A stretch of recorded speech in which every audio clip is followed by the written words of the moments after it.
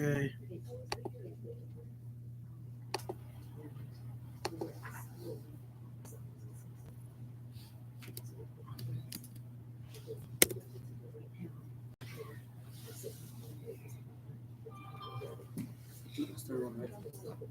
Hmm?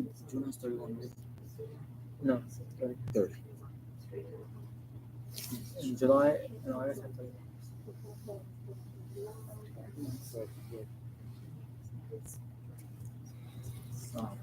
So, all right. Bismillah, alhamdulillah, wa sallallahu wa ba'd. All right. We are less than a week from Eid al-Adha, right? No, we're not on the page yet. We're not in the books yet. We're talking about Eid first. So we talked. Who can remind me of what we talked about? Zim. What is Eid al-Adha? Why is it important? What do we do? I think if we all work together, we'll get through it, right? So it celebrates the sacrifice that he made. Right. So first thing is Eid al-Adha, we sacrifice an animal, and it commemorates the sacrifice that Abraham made. Right. What else is important? Fasting. The day before. So we talked about the 10 days. So Eid al-Adha starts on the 10th day of the month of Zulhijjah, which is the month where the pilgrims make the obligatory pilgrimage.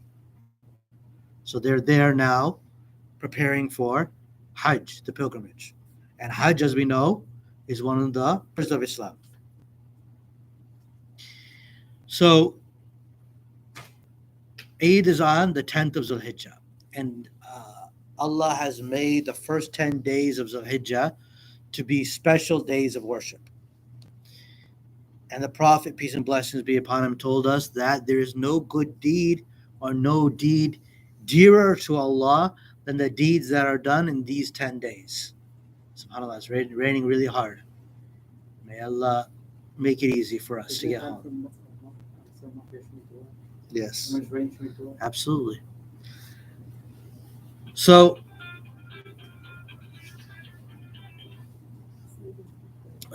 Eid is on the 10th, and the first 10 days of Hijjah, which we're in right now, are the days that are dearest to Allah that we do good deeds in. So what are some of the good deeds that we can do in the first 10 days of Hijjah that we mentioned? Fasting. Fasting. So we can fast all of the days, some of the days, but we should at least fast the 9th of Zulhijjah, which will be Thursday. Eid is on Friday, right? Yeah, that's On Thursday, we should fast. And what is the hadith about fasting on the 9th of Zulhijjah?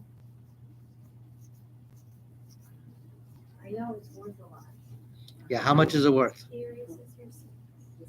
Previous year and the upcoming. Right. So that day of fasting, it's an expiation for the sins of the previous year and the year coming. So it's definitely a day we should fast. What other good deeds should we do during the first 10 days of Zulhijjah? A lot of dua. We make supplication to Allah, especially on the 9th, on Thursday. That's a special day for it. But in all of these 10 days, we should be making a lot of supplication as much as possible. What else? Charity. So basically any good deeds, right? But there's some specific ones too. So charity, praying more, being good to people, visiting the sick, all these good deeds. But there's some specific ones that are mentioned too. One more. The sacrifice. Yes, that's another one. The greatest deed that you can do is sacrifice. So we sacrifice either a lamb or a sheep, or have a share in a cow. And we should try to make arrangements for sacrifice to be done. Either do it by ourselves, or give it to one of the organizations to do for us, or something like that.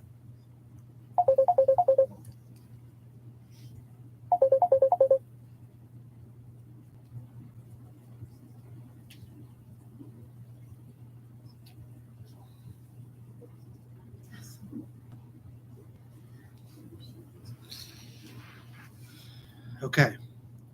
So yes, so sacrifice. One other thing that we're missing.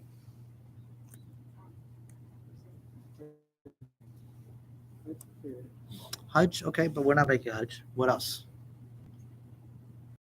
Qiraat, saying, praising Allah, right? These are the days to praise Allah more by saying Allahu Akbar, Alhamdulillah, Subhanallah, La hawla wa la quwwata illa billah. All of these things, La ilaha illallah, and we say them more often.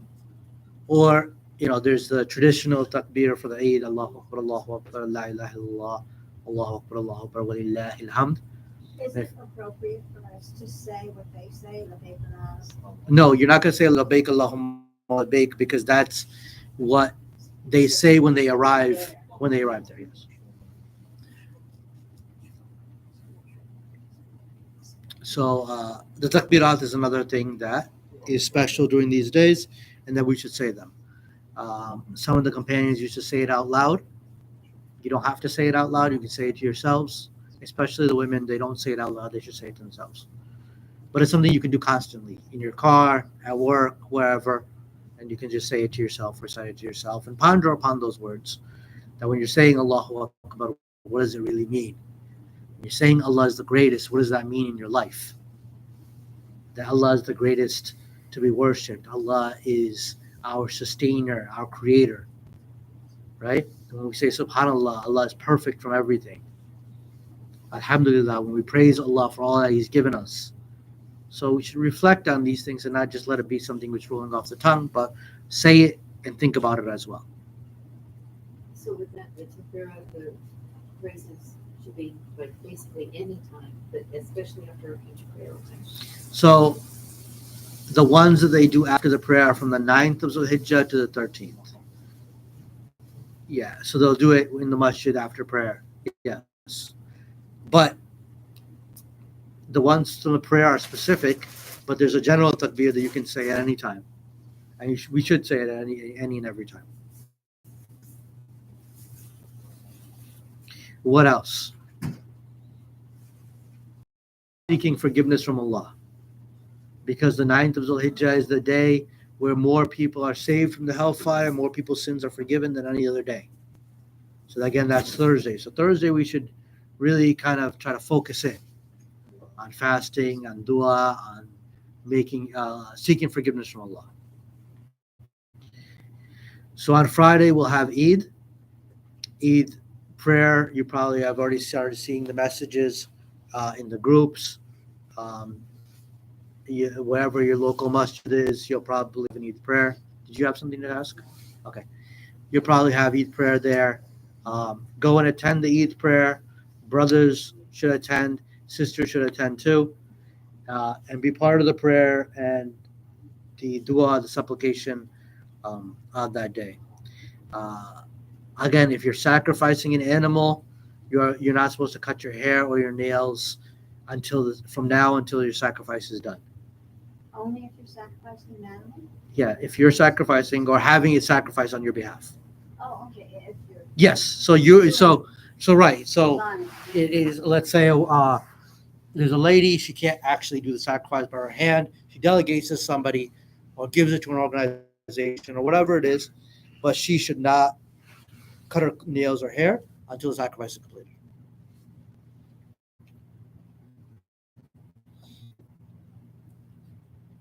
Did I miss anything? No? As sacrifice is made after the prayer, not before. And there were some conditions of the animal that we talked about last class. So just as a note, 1 second. No class next week because people will be busy on the Eid. I do believe that there is a Eid party Sunday, not this Sunday, next Sunday, at Al Medina. I don't know if the flyer has put out yet, but this is what I'm hearing. So everybody should come, celebrate, eat. They have games for the kids and stuff in a celebration. So you had a question. Um, because we're fasting on the ninth day, Thursday. So make sure we break our fast oh no, we should eat before we come to prayer, or we'll be breaking our fast anyway. So you break your fast Thursday night. You eat Thursday night whatever you want to eat. Friday, if you are sacrificing, then the first thing you should eat is meat from your sacrificial animal. So we should eat anything. If you're sacrificing, How do you do that if you just, like, I donated to be. then that's fine. That's fine. So I can't do that. Yeah, yeah, you're fine. It's not mandatory, but it's just if you're sacrificing life, then the first thing you should do is eat from meat. Or if you go somewhere where people are sacrificing, they give you meat as well. That's fine too. And if not, that's fine. It's not.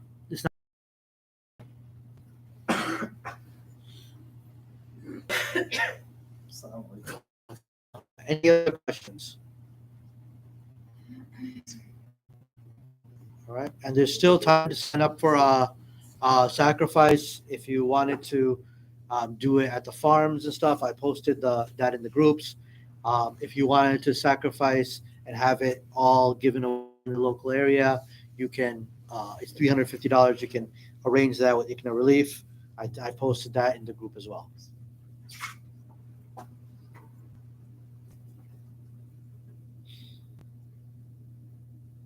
And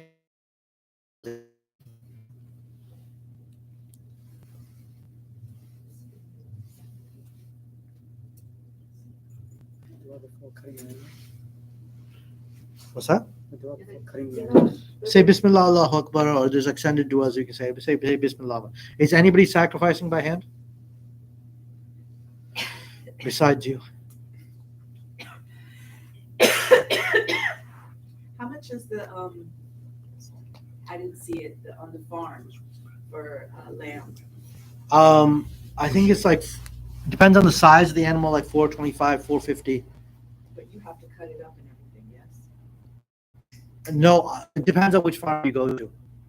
Some farms you can they'll do it for you. They'll cut the meat for you. You got a question? A question about, on Eid Day, do you know if MC's food? 5, water which has changed due to Okay. stag. Okay, okay. So there's different types of water. So which water is clean that we can use to purify ourselves? Whether that purification be for wudu or that purification be used for ghusl, which is the obligatory bath that we must take if we have experienced any type of sexual discharge, or women after their menstrual cycle, they have to take the obligatory bath. So what kind of water is pure for that? So first, ordinary water is clean, tahir. It's pure and it purifies other things. So generally speaking, the water of the rain, any lakes, things like that, that's all pure. Waters of springs and rivers, it's all pure. Seawater, it's all pure. There was a question that sometimes the companions would be out at sea. So they asked, is the seawater pure? And they asked that because seawater tastes different, right? It's salty and it has a smell to it. So can we use this to purify ourselves? And the answer is yes. Seawater is clean. You can use it to purify yourself. Zamzam water is the water from the well of Zamzam, which is near the Kaaba, and that is also clean and pure to use. Okay, so that's all common sense stuff, right? That's not something that, if anybody has any questions, they can, but it's pretty straightforward. All water in general is clean. And not only is the water clean, you can use it to purify yourself. So you know it says the animals in water are halal. So how about bottom feeders like shrimp, crabs? Yes, in general, any animal that lives in the ocean or lakes is pure and you can eat it. Now, the question comes like, what about animals like crocodiles and stuff? Well, crocodiles live on land and sometimes go in the lake or something like that, right? Or frogs live primarily on land, but they also go into the water. Those are not permissible. But any animal, any type of fish, whales, sharks, eels, you may not like to eat it, but it's all permissible to be eaten. any animal that lives primarily in the ocean. All right. Any other question? That was a very good question. Are you saying you cannot eat alligators and frogs? You cannot eat alligators and frogs. No. Or frogs either? No, you cannot eat frogs. Because people do. They're not halal. It's not permissible. Can you prep them the halal way? No, I mean, if the animal itself is not permissible to eat, then no matter what you do, Yeah. right? But we can look that up again. From my understanding, frogs and toads are not permissible. What do you want to eat that? Why would you want to eat that anyways? Is another question. It's a good question. But we can save that question for next time, inshallah. We'll look it up after class. I could be wrong. So, second, okay, so number 5, water which has changed due to stagnation for a long time, by tree leaves settling in it or moss growing on it, because it's still valid to be called water without qualifying the word. Therefore, it is valid to use for purification. So let's say pond water, right? You have a pond, there's water in it. If you still call it water in your language,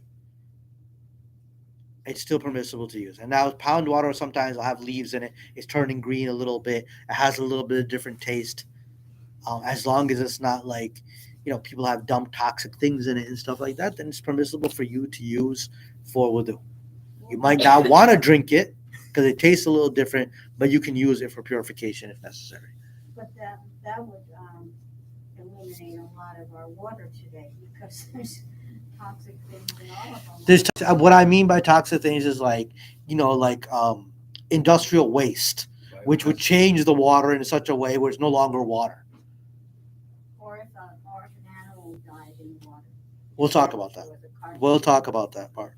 That's coming. Maybe like red algae or whatever that's called, like if you consume it, you can die, like stuff like that. Well, I mean, I don't know about that. I think the water in general of the ocean, even if it has algae in it, will still be permissible. But if there's something poisonous, yes, you don't want to get that. All right. So we're still talking about stagnated water. This is the first piece that's actually kind of a study, right? Stagnated water. So pond water in general, if it has leaves in it, it may change, but it's okay. What's the second thing here? The second no. Used water, that is water which flows off the limbs when performing wudu or ghusl, retains its purifying quality. Just like ordinary water, based on the fact that it started out as purifying, and there is no dalil, Evidence, proof, right? From the Sharia indicating a change in its status. So what this means is this. For example, we have a prayer area here, right? Now, if somebody were to do something impure, urinate in this area, I can't pray here anymore because I'm pure, right? So what this means is, let's say somebody has made wudu. Now, this is used water. Question, is this used water pure or not pure? This used water is pure because it's still water. Yes, you cleaned yourself with it, but it's still pure. It's not going to make something impure. So if I made wudu and I prayed here and it's wet from my face, this is completely fine. Understood? So there's nothing, no impurity in that water. All right. Third, we can have somebody else read. Sister Diana has been a trooper. Third, I'll go. Water mixed with any clean substance, for instance, soap or saffron or flour, etc., remains purifying, tahur, as long as the quantity of the adulterant is not enough to cause it to stop calling the mixture water. If it exceeds that limit, then we can no longer call it simply water, then it is tahir instead of tahur. It's pure in itself, but incapable of purifying anything else. okay, so there's two things we need to understand about water. I probably should have said this in the beginning, but this is very important. Water itself is pure. right? And there's a lot of things that are pure. For example, milk is pure, right? Um, this carpet is pure. A cookie is pure. All of these things are pure, meaning it's not something that's impure or something that would cause us that if it was in our prayer area, we wouldn't pray on it, right? There's a second thing that is uh, that it purifies the water. It purifies something else. So we purify stuff with water. If I have ritual impurity and I have to bathe, I have to bathe in water. I cannot bathe in milk. That would not purify me. The milk itself is clean, but it's not a cleansing agent. It's not an agent that will purify me. And this is an important thing because we're going to get into a little bit of a discussion on this. So the question is, let's say I have a big tub and somebody had used that to make bread before. Now I filled it with water. It has some remnants of flour in it, but it's still water. Can that be? It's pure. Nobody's saying it's not pure. Can I use that for wudu? Yes. Yes, as long as it's still water. It's still considered water. If it has a little remnants of flour in it, it can still be used. If it has a little remnants of soap in it, it can be used. Right? What else did they give it as an example? Yeah, these two things. But if it's water mixed in enough of that flour where it's now dough, obviously I can't use it, right? Or it's become doughy water. We don't even consider it water anymore, right? So these things are not always obvious. So that's why we say. So as long as we're still considering it water, we can still use it. Is that okay? Anybody have any questions? All right, good. Number four, fourth thing.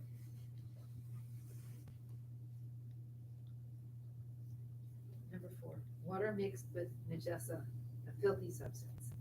This can occur in one of the two stages. Number 1, the taste or color or smell of the water changes due to the najasa, in which case the water is not permissible to be used for purification by the consensus of the scholars. Okay. Um, okay. We're talking about types of water, right? Water which is mixed with some impurity. Right? Now, this is not running water. This is not a river. This is just water that a child urinated in, and we saw him urinate in it. Right? So obviously, this water is no longer pure. We cannot use it for wudu or anything like that. Right? It's lost its ability to purify because it's now mixed with an impurity. Now, what if it's a large? Oh, we'll get to that actually. Or anything else which, any type of impurity which changes the smell, color, or taste of the water. That would also make the water not able to purify us. So we don't use that water. All right. The second part of that, Sister Annette, please. Number 2, none of the 3 qualities of the water changes. And this is still talking about najasa. Yes, I'll None explain of it. the 3 qualities of the water changes. In this case, it remains purifying, whether it is a little or a lot. As the Prophet ﷺ said, water is purifying, nothing makes it filthy. And in this case, the water is returned to the name water without the need to qualify the word.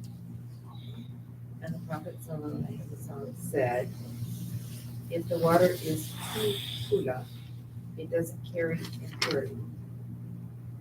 In another version, nothing makes it filthy. A kula, by the way, is a big water container made from the hide of an animal. What does it mean by number two, Kula? Okay, so a kulla, 2 big water containers. a kulla was a measurement of water back in the day. Oh, Okay, it's a pretty sizable tub of water. A person can still carry it, a strong person like Shams, but it's still it's a large quantity of water. So if the water is two of those, and let's say, somebody, a child or an animal, peed in it, and it didn't change the water's qualities at all, it's still okay to use. It might kind of gross us out a little bit, but it's still okay to use.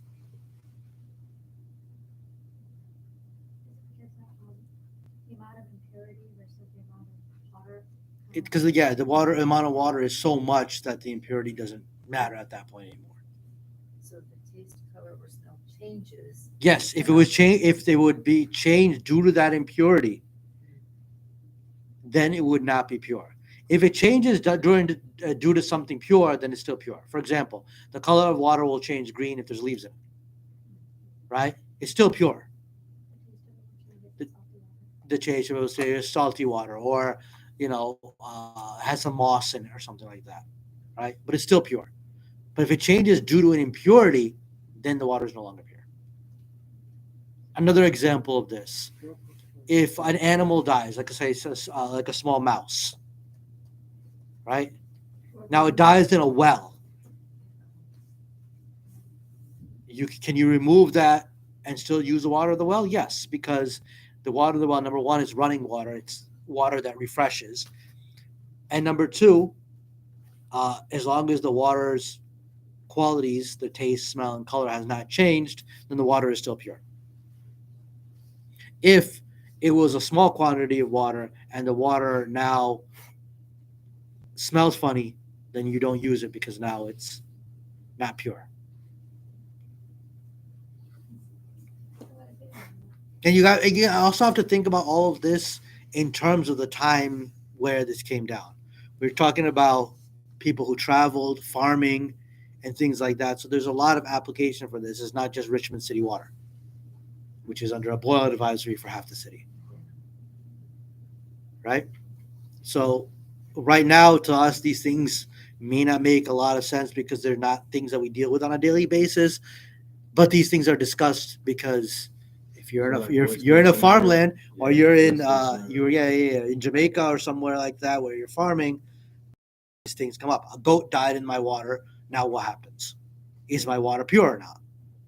There's a question to it, right? So if it's a big enough amount of water that it hasn't changed, then it's fine. You just take the dead goat out and then fine. Okay, any other questions on that so far? What about cow in a pond? A car? A cow in a pond. Yeah, same thing. As long as it doesn't change the taste, smell, or color of the water, it's fine. The water is what the blood mixes in the water. Well, because usually that's a small amount of water, right? And now the blood is mixed in, and now it's not water anymore. It's red water. You can see, yeah, that would be impure. Blood itself is impure. Blood itself is not to be eaten. Blood itself is impure. The blood that shoots out, that is impure, yeah.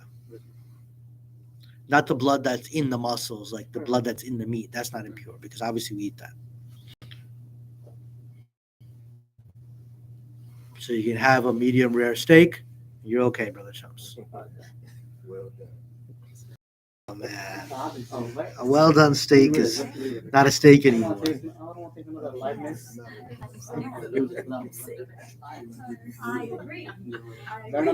You're all well done people? No. No, medium. Medium rare. Medium rare? Oh, man. Medium. Medium rare. Once in a while, Gotcha. medium rare. Yeah, a little juicy, man. Juicy, yeah. Can't be eating used tires. Well, y'all are eating rubber. Medium so rare. the meat is, yeah, just seems like That's the hookup. All right. Should we move on? Let's try to cover another topic here, right?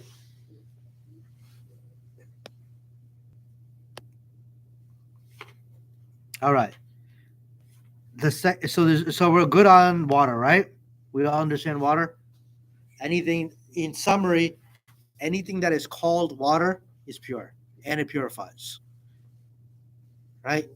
Especially if it's running water. If it's water that is stagnant somewhere, then as long as there's no impurity in it, it hasn't changed because of the impurity, then it's still pure, and it's okay to use.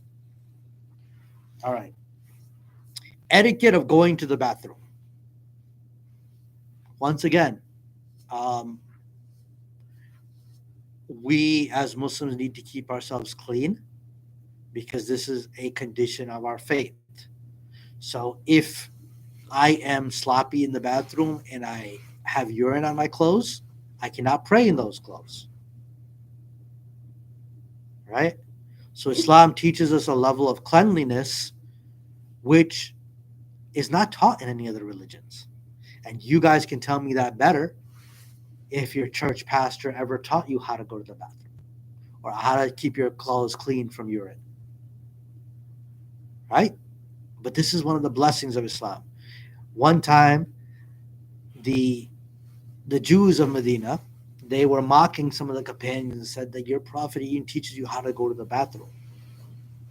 And he said proudly, yes, he teaches us how to go to the bathroom so we can stay clean. This is something you don't even know. So these are the etiquettes of using the bathroom. So number one,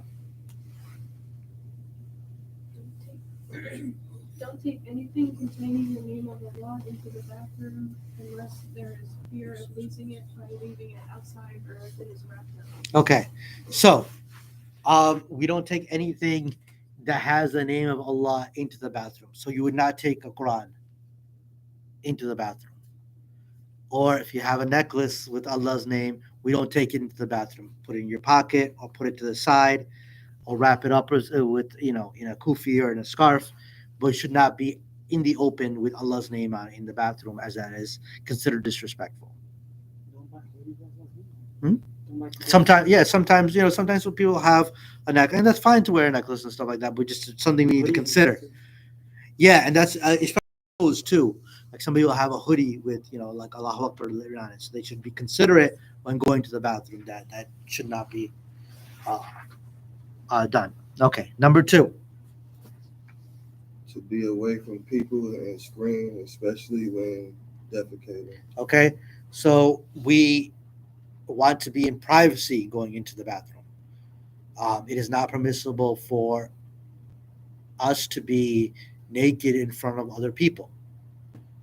So even if it's a locker room where there's only men, it's not permissible for us to show our private parts to another man or a woman to another woman. This is not permissible. Um, so when we go to the bathroom, it should be somewhere where it's secluded and, or not just secluded, but at least that we're covered in some way. So in a stall, we close the door so that nobody can see us. How about like your spouse just Okay, well, spouse is different, right? But still, you wouldn't want to yeah. urinate in front of them or you defecate in front of them, right? But that's a different relationship where there's no limitation on what you can show. But in general, we to the public we don't show ourselves. Number three. To say the following supplication before entering the bathroom, or if one is outdoors, before removing clothes, as the Prophet said, in the name of Allah, O Allah, I seek refuge with you from all the evils. And after leaving the toilet, to say, your forgiveness, O Lord. Okay, so there's a supplication which we can say before entering the bathroom. We say Bismillah Allahumma inni a'udhu bika min khubuthi wal khabaithi. O Allah, in your name, I seek refuge with you from the male and female devils, because the devils, the jinns, they reside in dirty places, in bathrooms, and they can affect us, whether by giving us bad thoughts or harming us physically through magic, through possession, through those types of things. So we seek Allah's refuge when going to the bathrooms because we know that's the places where the devils and jinns reside. And after leaving, we ask for Allah's forgiveness and pardon. Um, and this is, again, because it's an etiquette to do so. And also because during that time, during that 10 minutes when we were in the bathroom, we weren't able to worship Allah. So we ask his pardon for that.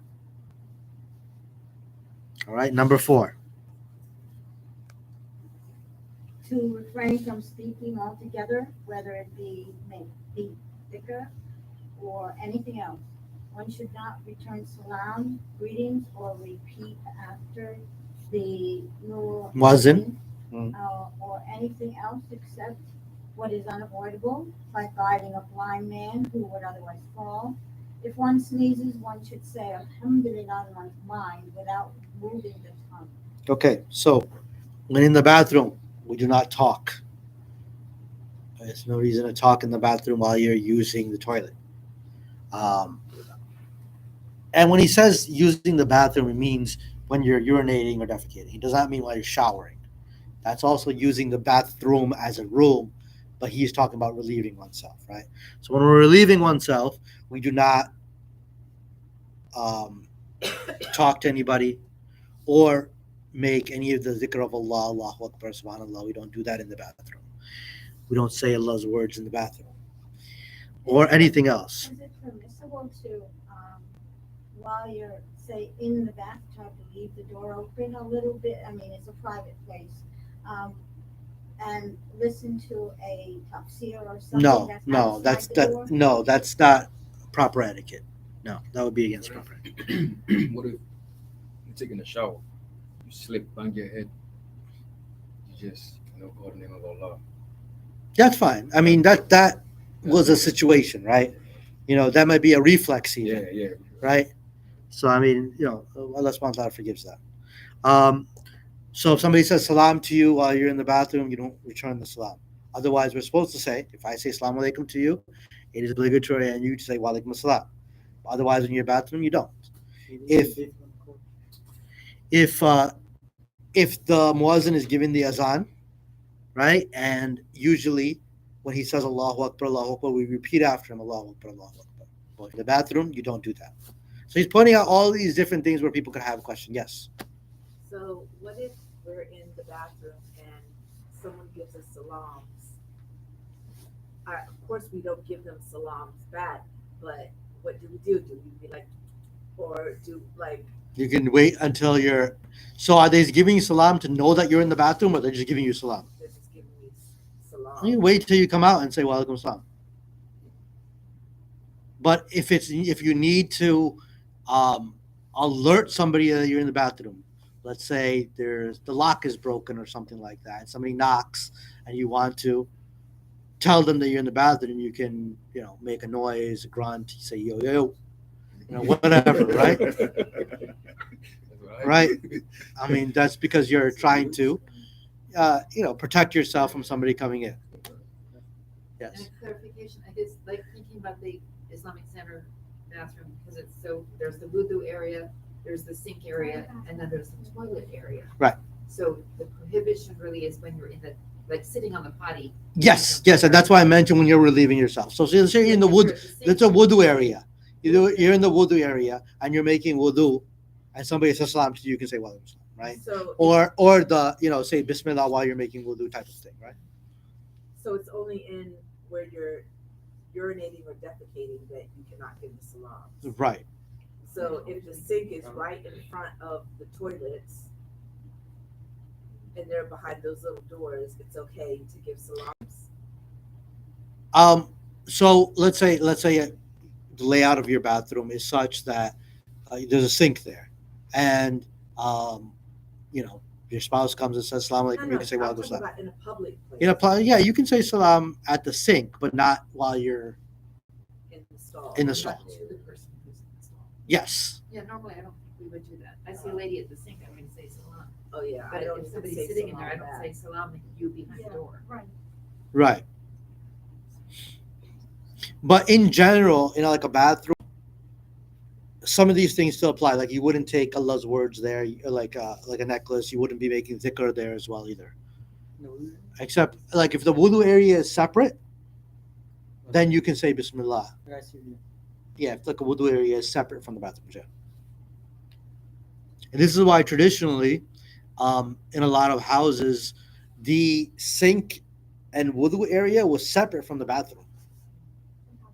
Yeah, it would be like the sink would be outside, so that you can make wudu and still make say Bismillah and all these the words that you're supposed to say. Remember Allah while you're making wudu, but you're not in the bathroom. Okay, where were we? So okay, number 5. To respect the Qibla by not facing or turning one's back directly towards it. So the Qibla is the direction of prayer, right? That way. So uh, we wouldn't want to build a bathroom that's directly facing or your back is facing the Qibla, right? Away from it a little bit is fine. But to respect the Qibla, to respect the direction of prayer, we would not do that. And if it's unavoidable, it's unavoidable because somebody built it. It's at the office at work, and there's nothing else you can do. Then we just ask Allah's forgiveness for our uh, mistakes. Number 6.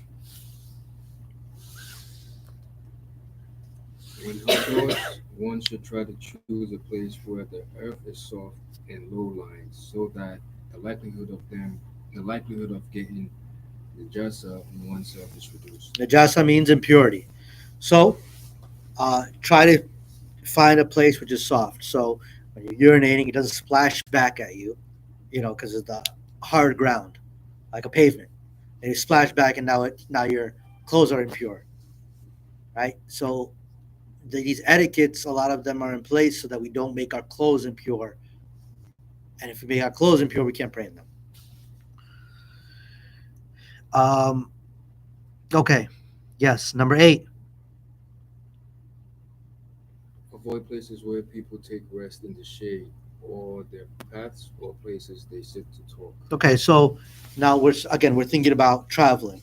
If there's places where people sit in the shade or sit down on the ground, we wouldn't want to you, relieve ourselves there because now you've ruined that place for everybody, right?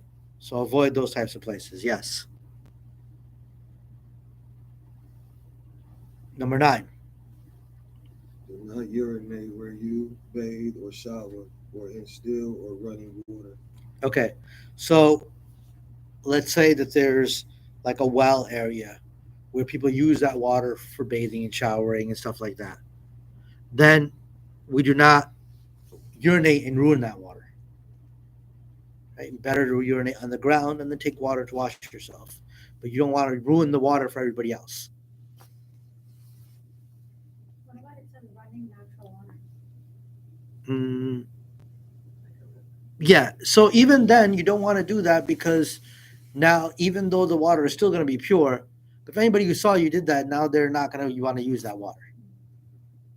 So it's better instead of urinating into the stream, do it onto the side, and then we'll use the water to wash yourself, but not directly into the stream. And now, if everybody starts doing that, the water becomes ruined. Right? Number 10. Don't urinate in a standing position, as it is undignified and goes against good customs. And there is the probability of urine splashing up from the ground onto your clothes. However, if one is reasonably sure there will be no splashing, then it is permitted. So we should not urinate standing up, especially like somebody goes into urinal, they urinate, they don't clean anything, they zip up and go. Now your clothes are impure. Even if you got a few drops of urine on your clothes, now your clothes are impure. How are you going to pray in them? So we need to keep our clothes pure. So go into the stall, use that. We should not urinate in the standing position, especially because it's easy for urine to drip onto our clothes for us to become impure that way. If you are certain that it will not splash onto your clothes, then you can. Or if there's no proper place where you can sit, then you can. But just make sure that your clothes stay clean. Number 11.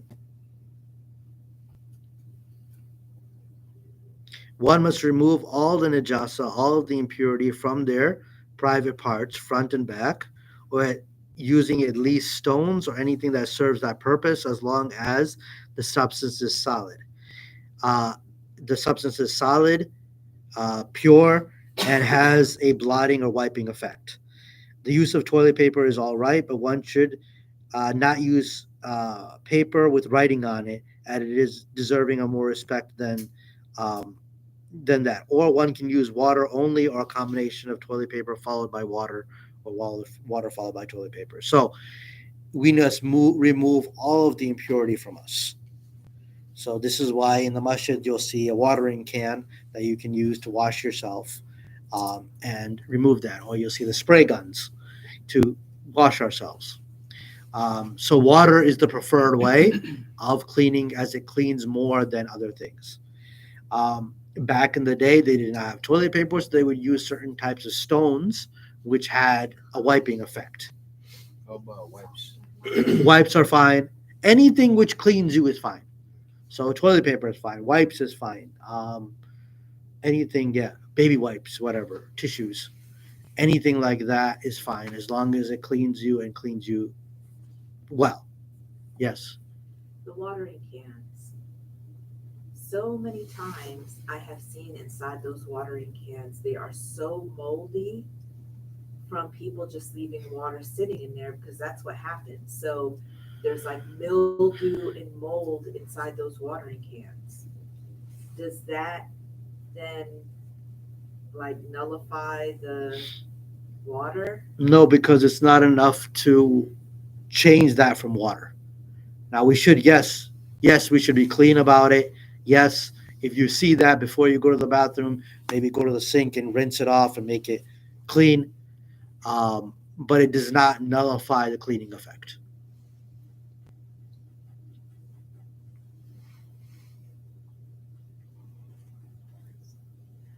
Any other questions? Okay, number 12, one should not use the right hand to clean one's private parts, and it is used for eating and other clean functions. We should use our left hand to wipe and clean ourselves. What if his left hand's injured? Then any type of case where you don't have a left hand, that's all comes under, necessity. So that's fine. After cleaning the private parts, rub earth on the hand or wash with soap, etc. So if you've cleaned yourself, then you need to wash your hands afterwards. So either using soap and water is fine, rubbing dirt, because dirt also has a cleaning effect. We don't always think about it, but dirt has a cleaning effect.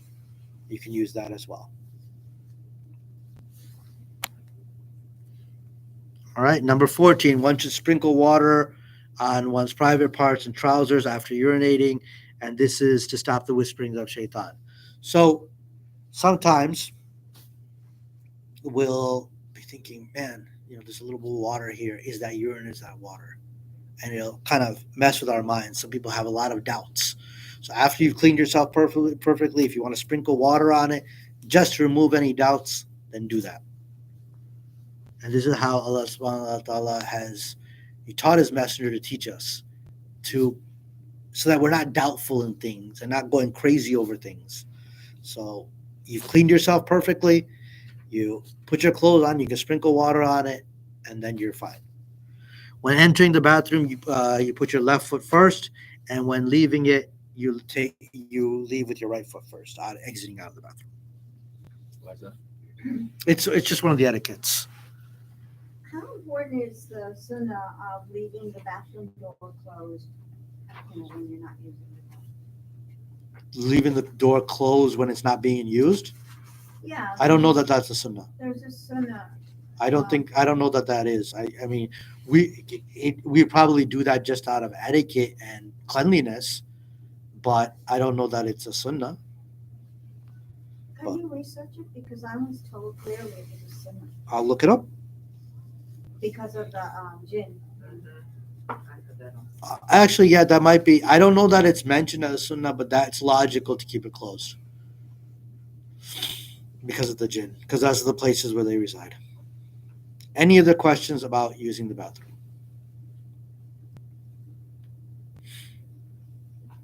So under categories, things my pastor never taught me, this chapter.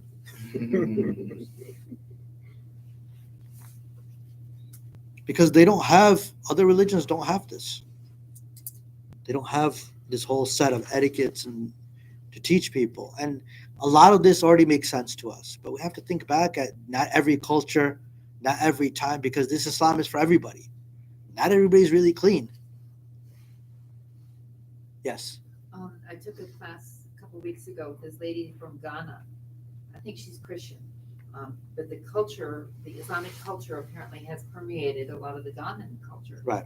So she was telling the class, oh, and we never do this with our left or right hand, the way she explained it.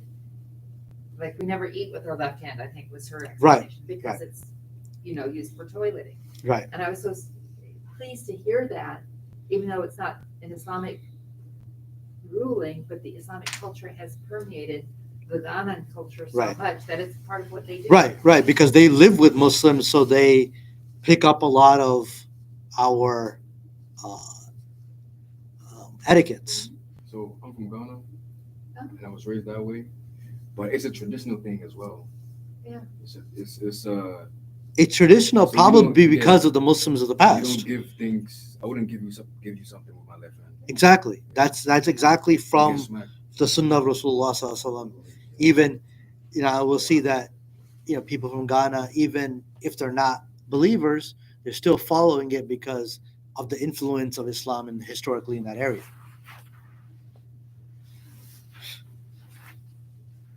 Anything else? Any other questions? All right. If you have anything, you can always ask. 7:47, inshallah ta'ala, we can close class. May Allah subhanahu wa ta'ala make us amongst those who understand His religion and act upon it. And may Allah subhanahu wa ta'ala accept any deeds, any du'as we're making in the first 10 days of Zulhijjah. May Allah subhanahu wa ta'ala end the oppression of the Muslims in Palestine and Sudan, and wherever the Muslims are being oppressed. May Allah subhanahu wa ta'ala end this oppression and accept their martyrs and heal those who have been hurt. أقول قولي هذا واستغفر الله لي ولكم وآخر دعوانا الحمد لله رب العالمين. جزاكم الله خير. For the first, so do we have to